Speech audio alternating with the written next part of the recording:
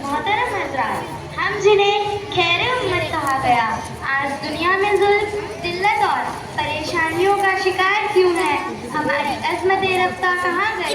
وہ دین جو دنیا کے کونے کونے میں روشنی بن کر پھیلا، آج اسی دین کے ماننے والے بے بسی کی تصویر کیوں بنے ہوئے ہیں؟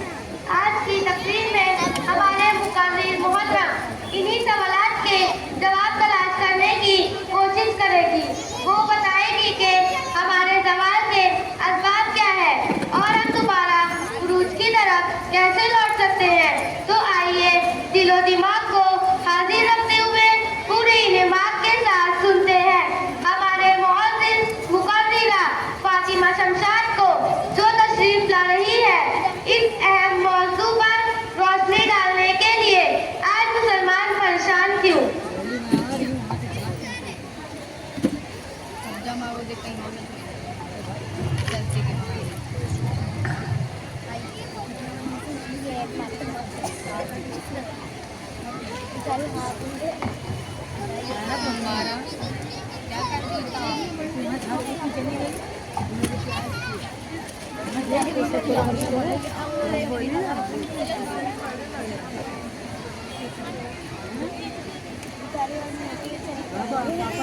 الحمد لله وحده والصلاة والسلام على من لا نبي بعده، أما بعد فأعوذ بالله من الشيطان الرجيم.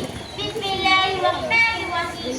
إن الله لا يغير ما بقوم حتى يغيروا ما بأنفسهم. صدق الله العظيم. خدا نے آج تک قوم کی حالت نہیں بدلی، خدا نے آج تک اس قوم کی حالت نہیں بدلی، نہ ہو جس کو خیال